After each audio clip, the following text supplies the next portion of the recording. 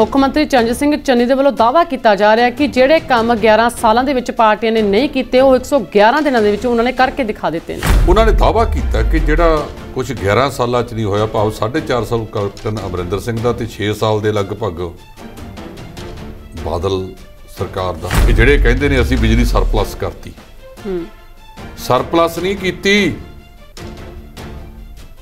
ਤੁਸੀਂ ਉਹ ਕੰਮ ਕੀਤਾ ਜਿਹੜਾ ਕੋੜ ਪੰਜਾਬ ਦੇ ਲਈ ਅਗਲੇ 30-35 ਸਾਲਾਂ ਲਈ ਬਣਤਾ ਜੀ। ਤੁਸੀਂ ਪੀਕ ਲੋਡ ਦੇ ਮੁਤਾਬਕ ਸਮਝੌਤੇ ਕੀਤੇ ਨੇ। ਜਿਹੜਾ 14,000 ਮੈਗਾਵਾਟ ਜਦੋਂ ਲੋਡ ਪੈਂਦੀ ਹੈ ਜੂਨ ਦੇ ਮਹੀਨੇ ਦੇ ਵਿੱਚ, ਉਹਦੇ ਮੁਤਾਬਕ ਕੀਤੇ ਗਏ।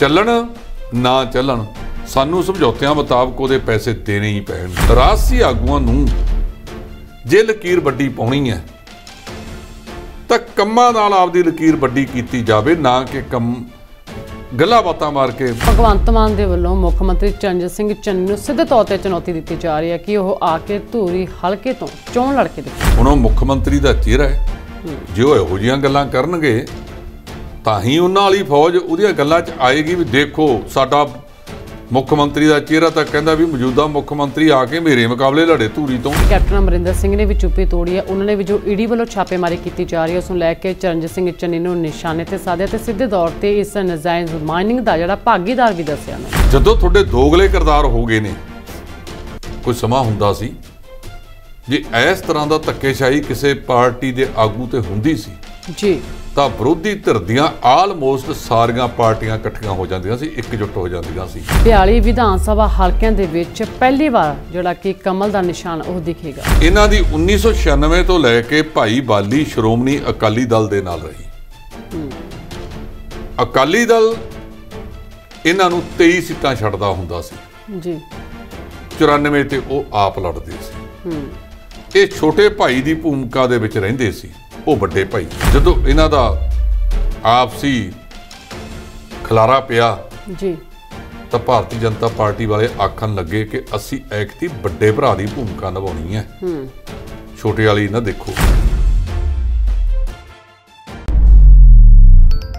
ਸਤਿ ਸ਼੍ਰੀ ਅਕਾਲ, ਮੈਂ ਰੀਨਾ ਧੀਮਾਨ ਤੇ ਤੁਸੀਂ ਦੇਖ ਰਹੇ ਹੋ D5 ਚੈਨਲ ਪੰਜਾਬੀ ਤੇ ਪ੍ਰੋਗਰਾਮ ਲੈ ਕੇ ਹਾਜ਼ਰ ਹਾਂ ਇੱਕ ਮੇਰੀ ਵੀ ਸੁਣੋ। ਇਸ ਪ੍ਰੋਗਰਾਮ ਦੇ ਵਿੱਚ ਅਸੀਂ ਵੱਖ-ਵੱਖ ਵਿਸ਼ਿਆਂ ਨੂੰ ਲੈ ਕੇ ਚਰਚਾ ਕਰਦੇ ਹਾਂ। ਚਰਚਾ ਕਰਾਂਗੇ ਕਿ ਜਿਹੜੇ ਕੰਮ 11 ਸਾਲਾਂ ਦੇ ਵਿੱਚ ਕਿਸੇ ਵੀ ਪਾਰਟੀ ਨੇ ਨਹੀਂ ਕੀਤੇ ਉਹ 111 ਦਿਨਾਂ ਦੇ ਵਿੱਚ ਮੁੱਖ ਮੰਤਰੀ ਚਰਨਜੀਤ ਸਿੰਘ ਚੰਨੀ ਨੇ ਕਰਕੇ ਦਿਖਾ ਦਿੱਤੇ ਨੇ। ਇਹ ਦਾਅਵਾ ਖੁਦ ਮੁੱਖ ਮੰਤਰੀ ਚਰਨਜੀਤ ਸਿੰਘ ਚੰਨੀ ਦੇ ਵੱਲੋਂ ਕੀਤਾ ਗਿਆ। ਇਸ ਤੇ ਚਰਚਾ ਕਰਾਂਗੇ ਤੇ ਨਾਲ ਹੀ ਗੱਲਬਾਤ ਕਰਾਂਗੇ ਕਿ ਭਗਵੰਤ ਮਾਨ ਨੇ ਸਿੱਧੇ ਤੌਰ ਤੇ ਮੁੱਖ ਮੰਤਰੀ ਚਰਨਜੀਤ ਸਿੰਘ ਚੰਨੀ ਨੂੰ ਚੁਣੌਤੀ ਦਿੱਤੀ ਹੈ ਕਿ ਆ ਕੇ ਉਹ ਵਿਧਾਨ ਸਭਾ ਹਲਕਾ ਧੂਰੀ ਤੋਂ ਮੇਰੇ ਖਿਲਾਫ ਚੋਣ ਲੜ ਕੇ ਦਿਖਾਉਣ। ਇਸ ਤੇ ਚਰਚਾ ਕਰਾਂਗੇ ਤੇ ਨਾਲ ਹੀ ਗੱਲਬਾਤ ਕਰਾਂਗੇ ਸਾਬਕਾ ਮੁੱਖ ਮੰਤਰੀ ਕੈਪਟਨ ਅਮਰਿੰਦਰ ਸਿੰਘ ਨੇ ਵੀ ਚੁੱਪੀ ਤੋੜੀ ਆ। ਉਹਨਾਂ ਦੇ ਵੱਲੋਂ ਵੀ ਜੋ ਈਡੀ ਵੱਲੋਂ ਲਗਾਤਾਰ ਛਾਪੇ ਮਾਰੇ ਜਾ ਰਹੇ ਨੇ ਉਸ ਨੂੰ ਲੈ ਕੇ ਚਰਨਜੀਤ ਸਿੰਘ ਚੰਨੀ ਤੇ ਨਿਸ਼ਾਨੇ ਵੀ ਨੇ।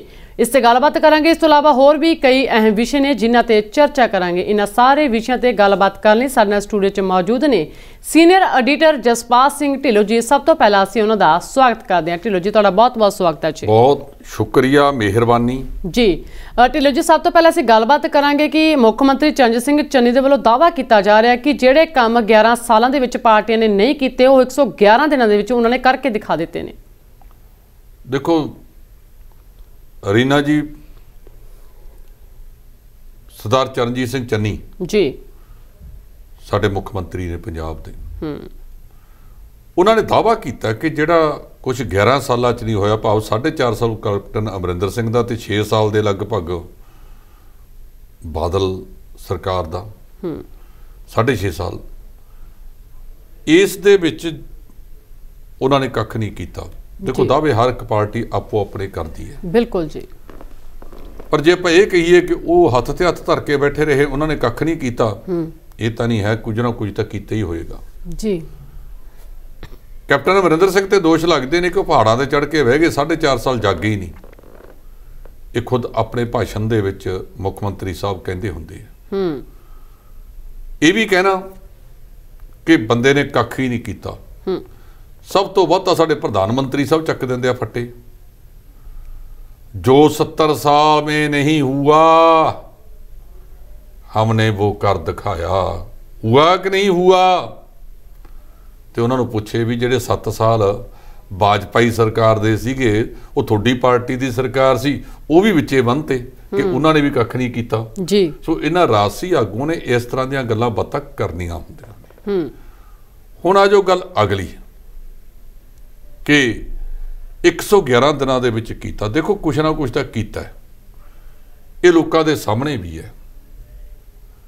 ਮੈਂ ਇੱਕ ਦੋ ਪ੍ਰੈਕਟੀਕਲ ਗੱਲਾਂ ਦੀ ਗੱਲ ਕਰਾਂ ਕਿ ਉਹਨਾਂ ਨੇ ਕਿਹਾ ਕਿ 2 ਕਿਲੋਵਾਟ ਦੇ ਸਾਰੇ ਬਿੱਲ ਮਾਫ ਜੀ, ਭਾਵੇਂ ਬਿਜਲੀ ਬੋਰਡ ਨੂੰ ਜਿਹੜਾ ਅੱਜ ਕੱਲ੍ਹ ਬਿਜਲੀ ਨਿਗਮ ਹੈ PSPCL ਹੈ ਉਹਨੂੰ ਕੁਝ ਨਾ ਕੁਝ ਦੇਣਾ ਪਵੇਗਾ ਜੀ।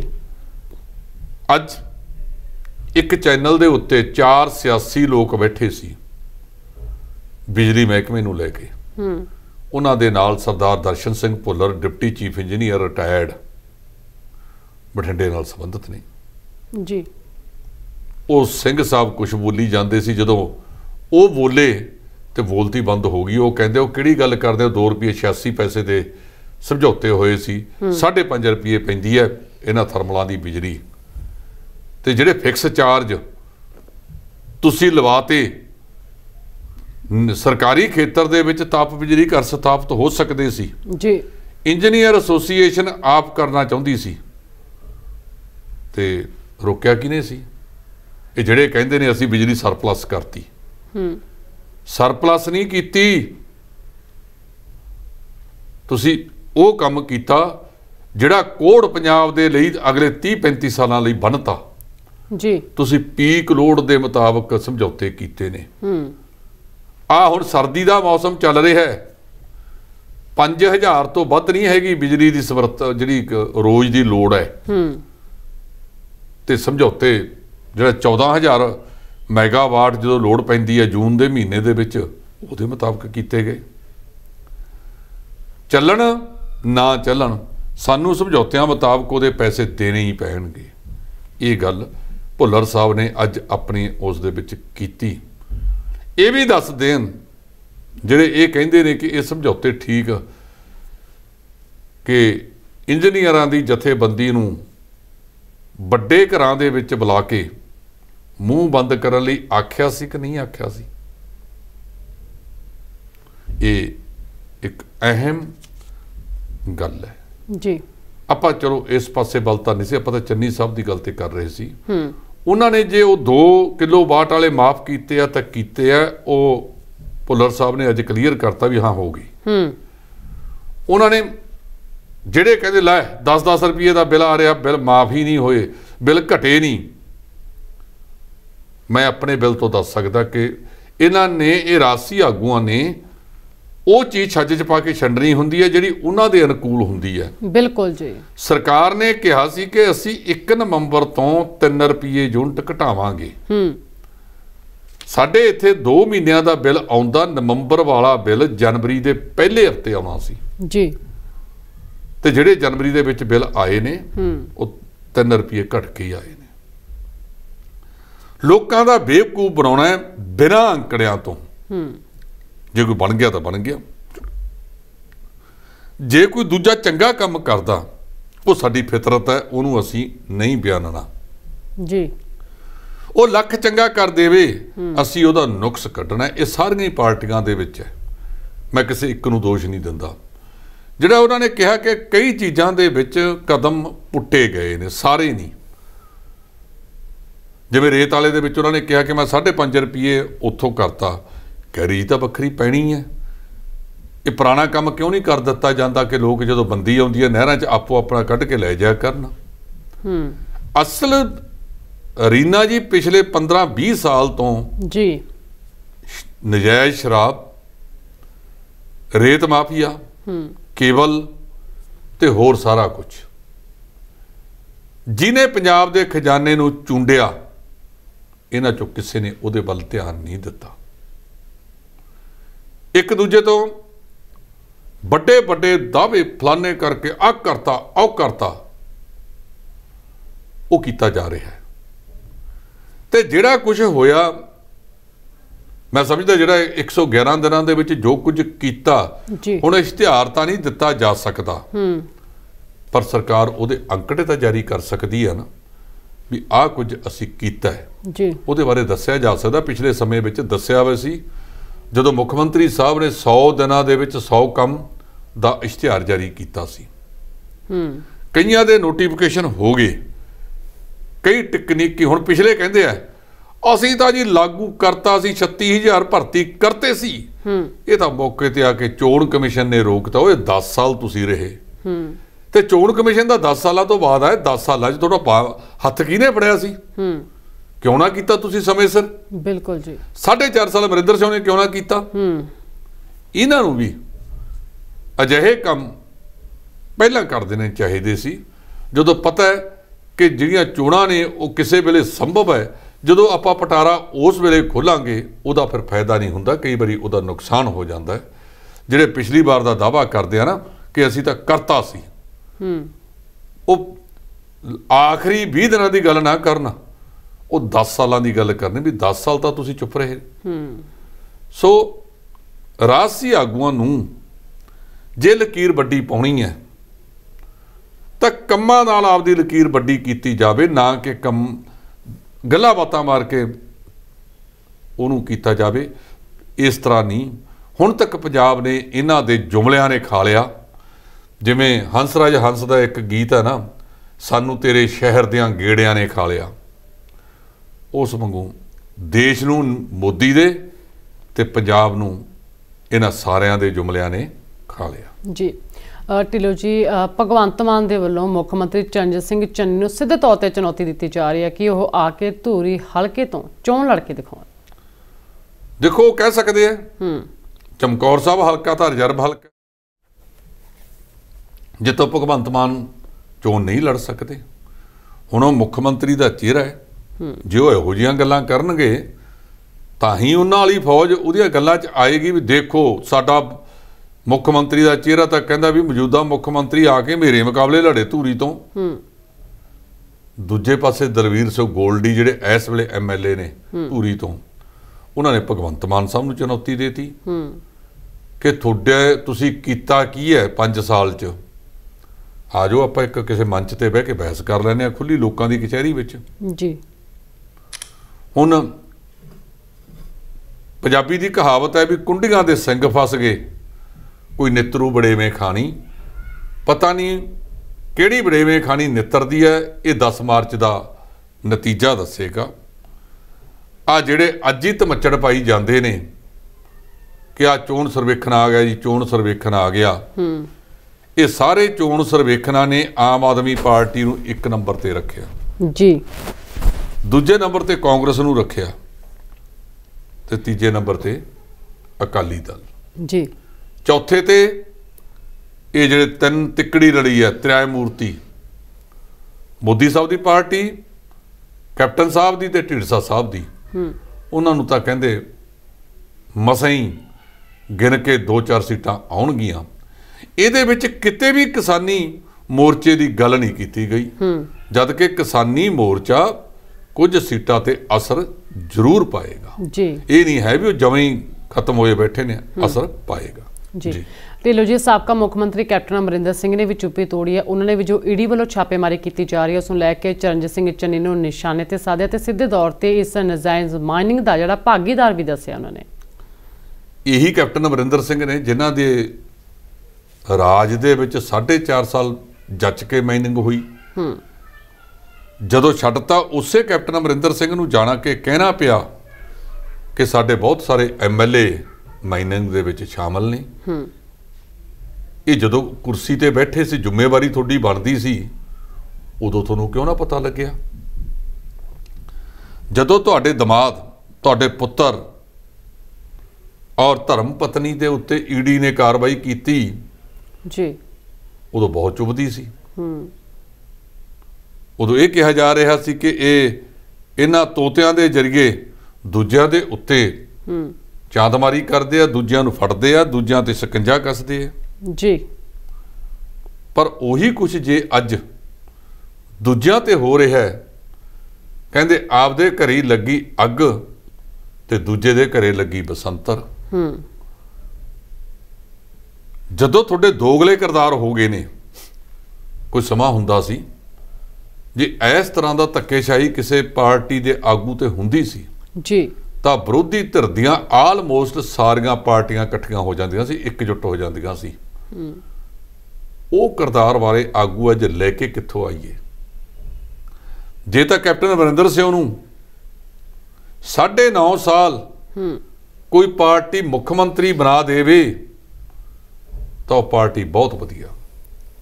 पिछले साल भी कहा कि मैनू मुख मंत्री का चेहरा लानो नहीं, आला माए साम कुजियां धीआं कर चलियां सरदारी। उदों पैर की नोक ते रख के तुसी मारदे सी। भाव तुहानू सारा कुछ मिली जावे तो पार्टी बहुत वड्डी, पर जदों तुहानू मिलनों हट जे ये पार्टी तो विरोधी है जी, कोई काम नहीं करती। सो मेरे कहने का मतलब कि ये राजसी आगुओं ने निजता नूं उपर कर लिया, पार्टियां थले रह गईयां जी। सारियां पार्टियां दे विच इक्को ही काम है, जे मैं तो सारा कुछ ठीक, जे मैं नहीं तो कख नहीं। ये तो एवें लीर दियां खिदवां ने, जे खोलोगे तो लीरां निकलणगीਆਂ जी। ढिल्लों जी 42 विधान सभा हलकों के विच पहली बार जिहड़ा कि कमल का निशान वो दिखेगा। रीना जी गल ये है कि अज तक भारतीय जनता पार्टी ने इकल्लियां चोण नहीं लड़ी पंजाब दे विच। इन्हां दी 1996 तो लैके भाई बाली श्रोमणी अकाली दल दे नाल रही। अकाली दल इन्हां नूं 23 सीटां छड्डदा हुंदा सी जी, 94 ते वो आप लड़दे सी। ये छोटे भाई की भूमिका दे विच रहिंदे सी, वो वड्डे भाई। अजिही स्थिति दे विच पिछले समय दौरान जदों इन्हां दा आपसी खलारा पिया जी, तो भारतीय जनता पार्टी वाले आखन लगे कि असी ऐकती बड़े भरा की भूमिका निभानी है, छोटे वाली ना देखो। क्योंकि लड़ते ही 23 ते सी, पहली बार ये 65 सीटां दे लगभग लड़ रहे ने जी। कुछ तो उही सीटां ने इन्हां दे पुराने विधायकों नूं टिकटां देतियां, इहदा मतलब 17 के करीब देतियां। तां 42 के करीब वो खेतर ने जिथे पहली वाल कमल का फुल खिड़ेगा। वो खिड़दा है नहीं खिड़दा समा दसेगा, लेकिन लोकां नूं कमल दे फुल का निशान जरूर देखने को मिलेगा। पंजाबीयत उन्होंने अपनाउंदी है नहीं अपनाउंदी ये समा दसेगा, पर हुण ये वध सीटां लड़ रहे ने, उहदा नतीजा की होवेगा वो 10 मार्च वाले दिन। इस वेले तक आपां भी इहदे ते बहस वगैरह कर चुके होवांगे। जी जी। ढिल्लों जी 2022 के विधान सभा चोणों लैके चोण कमीशन वालों भी जिहड़े सख्त नियम लागू किए गए सी, ते अज भी उन्हां दी अहम मीटिंग होनी सी। जिहड़ियां पाबंदियां हुण तक लगियां होईयां ने, जिहड़ियां रोड शो ते चोण रैलियां ते उस दे बारे जिहड़ा कि अज फैसला होना सी। देखो चोण कमीशन ने पिछले दिनी 22 तरीक की तरीक पाई सी कि 22 नूं मुख चोण कमिश्नर की अगवाई दे विच जी एक बार तो फिर मीटिंग होवेगी और इन्हां राज्यां दे विच कोरोना की स्थिति की है उहदे ते विचार वटांदरा होवेगा जी, उहदी समीक्षा की जाएगी। उहनूं देखिया जाएगा कि इन्हां राज्यां दे विच स्थिति किस तरह की है जी। ताज़ा स्थिति के मुताबिक कि सूत्र दसदे अजे अधिकारत तौर के उत्ते कोई अजिही गल नहीं आई जिहदे तो ये समझा जाए कि, पर सूत्र ये गल कहते हैं कि एक हफ्ता होर 29 तरीक तक जी ये पाबंदियां होर वध सकदियां ने, इन्हां नूं वधाया जा सकदा पाबंदियां नूं जी, क्योंकि पंजाब की स्थिति भी काफ़ी माड़ी है। बीती कल 7700 के करीब नवे मरीज आए ने, थोड़े नहीं होंगे।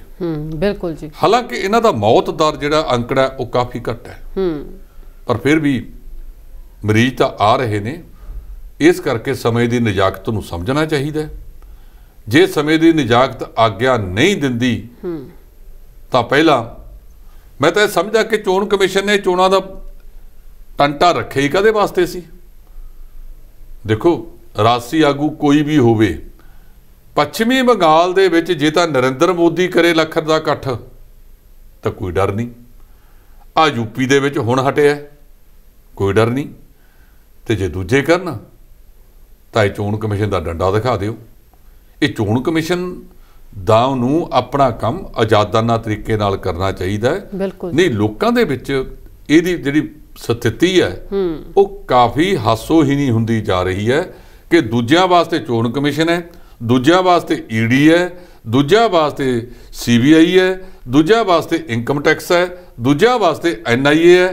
ਜੇ ਕੋਈ ਆਪਣਾ ਆ ਜੇ ਫਿਰ ਕੋਈ ਡਰ ਨਹੀਂ। ਜੀ ਢਿੱਲੋਂ ਜੀ, ਤਰਲੋਚਨ ਸਿੰਘ ਦਾ ਵੀ ਬਿਆਨ ਜਿਹੜਾ ਕਿ ਸਾਹਮਣੇ ਆਇਆ, ਉਹਨਾਂ ਦਾ ਕਹਿਣਾ ਕਿ 5 ਤਾਰਾ ਹੋਟਲਾਂ ਦੇ ਵਿੱਚ ਜਿਹੜੀਆਂ ਸੌਦੇਬਾਜ਼ੀਆਂ ਹੋ ਰਹੀਆਂ ਨੇ ਪਰ ਕੌਮ ਨੂੰ ਕੁਝ ਵੀ ਨਹੀਂ ਖੱਟ ਕੇ ਦੇ ਸਕਣਗੀਆਂ। ਇਹ ਦੇਖੋ, ਦਿੱਲੀ ਸਿੱਖ ਗੁਰਦੁਆਰਾ ਮੈਨੇਜਮੈਂਟ ਕਮੇਟੀ ਦੀ ਜਨਰਲ ਹਾਊਸ ਦੀ ਅੱਜ ਮੀਟਿੰਗ ਰੱਖੀ ਗਈ ਹੈ, ਜਿਹਦੇ ਉੱਤੇ ਸਰਦਾਰ ਤਰਲੋਚਨ ਸਿੰਘ ਨੇ ਜਿਹੜੇ ਸਾਬਕਾ ਘੱਟ ਗਿਣਤੀ ਕਮਿਸ਼ਨ ਦੇ ਚੇਅਰਮੈਨ ਨੇ ਜੀ ਤੇ ਸਿੱਖ ਵਿਦਵਾਨ ਨੇ, ਉਹਨਾਂ ਨੇ ਜਿਹੜੀ ਗੱਲ ਕਹੀ ਹੈ ਉਹ ਗੱਲ ਬਹੁਤ ਵੱਡੀ ਕਹੀ ਹੈ।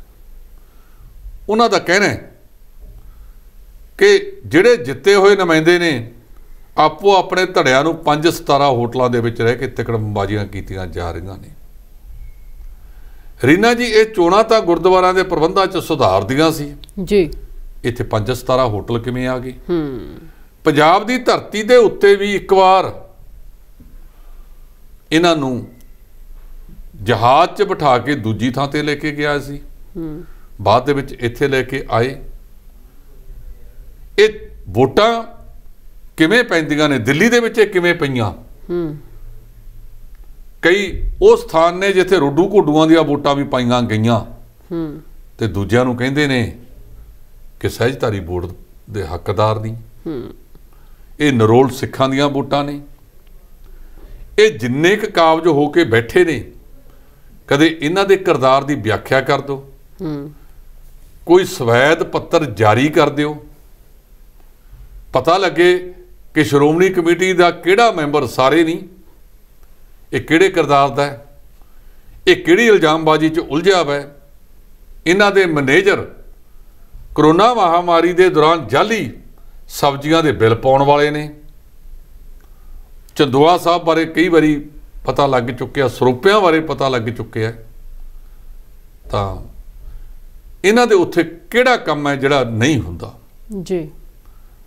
ਤਾਂ ਅੱਜ ਜੇ ਇਹਨਾਂ ਨੂੰ 5 ਸਿਤਾਰਾ ਹੋਟਲਾਂ ਦੇ ਵਿੱਚ ਬਹਾਉਂਦੇ ਆ ਸਿਰਫ ਪ੍ਰਧਾਨਗੀ ਦੀ ਕੁਰਸੀ ਪ੍ਰਾਪਤ ਕਰਨ ਵਾਸਤੇ, ਨਤੀਜੇ ਦਿਲਚਸਪ ਹੋਣਗੇ, ਕੋਈ ਸ਼ੱਕ ਨਹੀਂ ਜੀ। ਬਿਲਕੁਲ, ਕਿਉਂਕਿ ਬਰਜਿੰਦਰ ਸਿੰਘ ਸਰਸਾ ਜਿਹੜਾ ਪਹਿਲਾਂ ਇਹਨਾਂ ਨੇ ਅੱਡੀ ਝੋਟੀ ਦਾ ਜ਼ੋਰ ਲਾਇਆ ਸੀ ਕਿ ਮਨਜਿੰਦਰ ਸਿੰਘ ਸਰਸੇ ਨੂੰ ਪ੍ਰਧਾਨ ਬਣਾਇਆ ਜਾਵੇ, ਉਹਨੂੰ 500 ਵੋਟ ਤੇ ਹਰਾਤਾ ਲੋਕਾਂ ਨੇ, ਪੰਜਾਬੀ ਬਾਗ ਦਿੱਲੀ ਦਿਆਂ ਨੇ ਜੀ।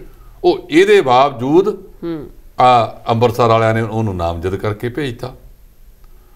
ਉਹ ਹੁਣ ਇਹਨਾਂ ਦੇ ਨਾਲ ਨਹੀਂ, ਇਹ ਤਾਂ ਇੱਕ ਭੁਲੇਖਾ ਸੀ ਕਿ ਉਹ ਇਹਨਾਂ ਦੇ ਨਾਲ ਹੈ, ਕਿਉਂਕਿ ਇਹਨਾਂ ਨੇ ਆਪਣੀ ਸਿਆਸਤ ਖੇਡਣੀ ਸੀ ਅਕਾਲੀ ਦਲ ਵਾਲਿਆਂ ਨੇ। ਉਹ ਇਸ ਵੇਲੇ BJP ਦਾ ਨੁਮਾਇੰਦਾ ਹੈ, BJP ਵੱਲੋਂ ਬੋਲਦਾ ਹੈ, ਉਹਦਾ ਵੀ ਧੜਾ ਹੋਏਗਾ। ਜਿਹੜੇ ਬੰਦੇ ਜਿੱਤੇ ਨੇ 5-4 ਉਹਦੇ ਨਾਲ ਵੀ ਹੋਣਗੇ, ਪਤਾ ਨਹੀਂ। ਦੂਜੇ ਪਾਸੇ ਜਿਹੜਾ ਧੜਾ ਹੈ ਜੀ, ਉਹਨਾਂ ਦੀ ਕੈਪਟਨ ਅਮਰਿੰਦਰ ਸਿੰਘ ਦੇ ਨਾਲ ਕਾਫੀ ਨੇੜਤਾ ਹੈ। ਹੁਣ ਇਹਦਾ ਨਤੀਜਾ ਕੀ ਆਉਂਦਾ ਹੈ ਉਦੋਂ ਪਤਾ ਲੱਗੇਗਾ। ਕਈ ਅੱਜ ਇਹ ਖਦਸ਼ਾ ਪ੍ਰਗਟਾ ਰਹੇ ਸੀ ਕਿ ਹੋ ਸਕਦਾ ਹੈ ਕ੍ਰਾਸ ਵੋਟਿੰਗ ਹੋ ਜਾਵੇ ਜੀ। ਜੇ ਕ੍ਰਾਸ ਵੋਟਿੰਗ ਹੁੰਦੀ ਹੈ ਤਾਂ ਉਹਦਾ ਫਾਇਦਾ ਕਿਸੇ ਹੋਰ ਨੂੰ ਹੋਵੇਗਾ। ਜੀ ਜੀ ਢਿੱਲੋਂ ਜੀ, ਤੁਸੀਂ ਬਹੁਤ ਵਧੀਆ ਗੱਲਾਂ ਜਿਹੜੀਆਂ ਦਰਸ਼ਕਾਂ ਦੇ ਨਾਲ ਸਾਂਝੇ ਕੀਤੇ ਨੇ, ਤੁਹਾਡਾ ਬਹੁਤ ਬਹੁਤ ਧੰਨਵਾਦ ਜੀ। ਸ਼ੁਕਰੀਆ, ਮਿਹਰਬਾਨੀ ਜੀ। ਇਹ ਸਨ ਜਸਪਾਲ ਸਿੰਘ ਢਿੱਲੋਂ ਜੀ, ਜਿਨ੍ਹਾਂ ਕਿ ਇਸ ਪੂਰੇ ਮੁੱਦੇ ਤੇ ਆਪਣੇ ਵਿਚਾਰ ਦਰਸ਼ਕਾਂ ਦੇ ਨਾਲ ਸਾਂਝੇ ਕੀਤੇ ਨੇ। ਸੋ ਅੱਜ ਦੇ ਪ੍ਰੋਗਰਾਮ ਦੇ ਵਿੱਚ ਇੰਨਾ ਹੀ। ਮੈਨੂੰ ਦਿਓ ਇਜਾਜ਼ਤ। ਧੰਨਵਾਦ। E5 ਚੈਨਲ ਪੰਜਾਬੀ ਹੁਣੇ ਸਬਸਕ੍ਰਾਈਬ ਕਰੋ, ਬੈਲ ਆਈਕਨ ਤੇ ਕਲਿੱਕ ਕਰੋ। ਕੀ ਹੁੰਦੀ ਹੈ ਜਮਾਬੰਦੀ, ਕਿਵੇਂ ਬਣਦੀ ਹੈ ਵਸੀਅਤ, ਜ਼ਮੀਨ ਜਾਇਦਾਦ ਦੇ ਹਰ ਮਸਲੇ ਤੇ ਕਰਾਂਗੇ ਚਰਚਾ। ਦੇਖਣਾ ਨਾ ਭੁੱਲਣਾ ਸਾਡਾ ਖਾਸ ਪ੍ਰੋਗਰਾਮ naibtehsildar.com ਕਾਨੂੰਨ ਜਾਇਦਾਦ ਦਾ।